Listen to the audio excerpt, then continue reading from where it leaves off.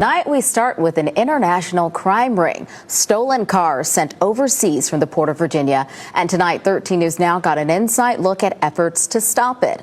Officials with U.S. Customs and Border Protection say this year alone, agents have intercepted more than $6 million in stolen cars at the ports. Derek Lytle joined CBP's outbound enforcement team as they inspected shipping containers. He joins us now in the studio with details. Derek. Yeah, hey, Dana. The doors were swung open and 3 cars intended to be shipped to Ghana were pulled from the container and boom, they got a hit. The team estimates more than $150,000 in stolen cars was in that container alone. A shipping document describing cars including a 90s Lincoln did not match what was inside on a scan, raising red flags. X-ray of the container, we knew it wasn't the cars that were manifested. CBP Chief James Askew says the cars pulled are 24 and new models which get a high dollar overseas. West Africa, so they'll typically hang the vehicles. They'll try to pack as many vehicles in there as possible, and typically you can only get about 4 vehicles in there. Only up to 4 in a container, but depending on the cars, just one container alone could bring in a couple $100,000 in profit for criminal organizations. The target, rental car facilities or cars purchased through loans with fake names. By the time companies realize something's off, the car is long gone. Stolen off of the dealership. They're rental cars that are not being returned. They're vehicles that are being purchased through fraudulent identification, and they're being exported with a lien. A profitable portfolio for crime syndicates means extreme loss is being seen by banks with car liens, dealership owners, and rental car companies. Majority of the time we're looking for stolen. Askew says they are cracking down, but these operations are large in scale. One person may get arrested and held accountable, and a new one pops up the next day. It's a very lucrative business for these transnational organizations. As crime organization leaders get smarter with how they purchase and transport these stolen cars, the team at Customs and Border Protection says they are always ready. They're going to change. And so we track the changes, we identify the changes, and we adjust as they're adjusting. Norfolk Newport News, CBP ranks second only to New York in recovered stolen vehicles. It's an adrenaline rush of fighting theft. The outbound enforcement team says keeps them going. They love this stuff. They do it day in, day out. And they do, as you saw, the excitement on their face when these stolens came out. They love what they do.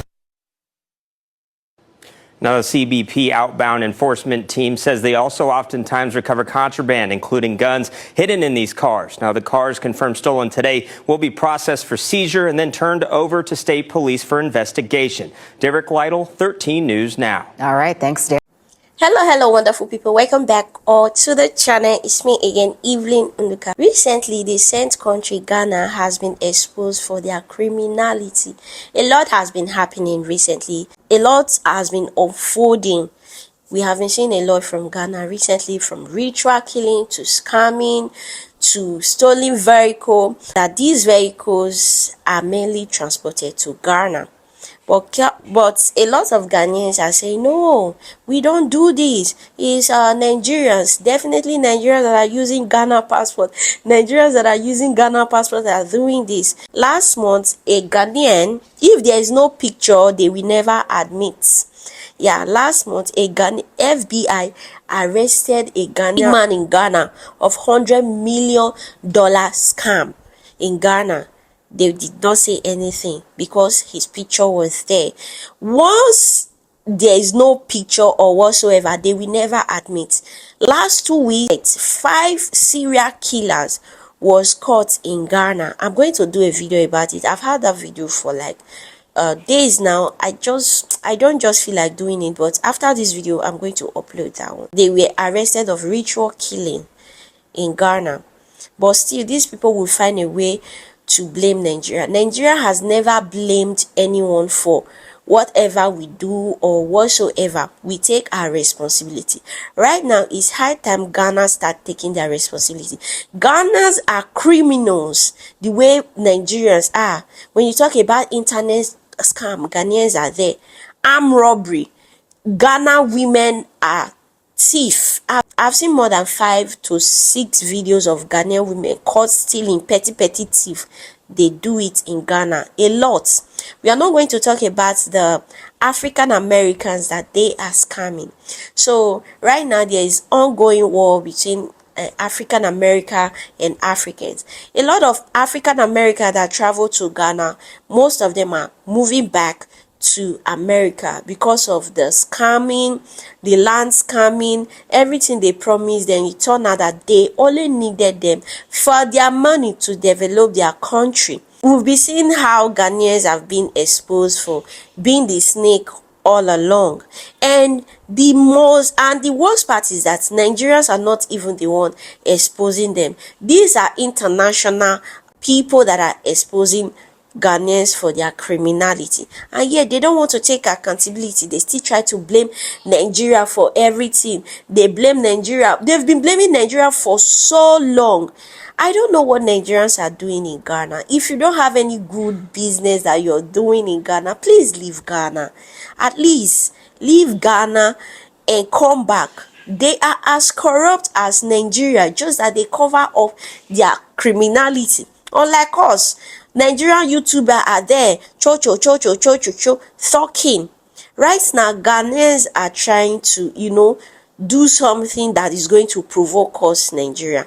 And I'm waiting that we are going to retaliate in a way that they will not expect. The way they are planning, we are planning as well. Although, since they claim that they are the sent countries, all this video that is coming out of Ghana, if it's Nigeria, they are going to say these cars are going to Nigeria because no country is covering Nigerian criminality. They know it's Ghana, but still Ghanaians are saying no, it's not Ghanaians, it's Nigeria. They know what they are talking about. If it's Nigeria, they are going to mention it's Nigeria. These cars have trackers. They know where the car is going. They are not even talking about their passport or whatsoever. These cars are stolen cars that have been smuggled to Ghana, but yet Ghanaians will find any means to pin Nigeria. If these cars are coming to Nigeria, they are going to say these cars are normally dictated in Nigeria, but no, these cars are dictated in Ghana. So most of the cars you're seeing in Ghana are all stolen cars coming from America. Tell me what you think on the comment section. I'll see you guys on my next video. Bye.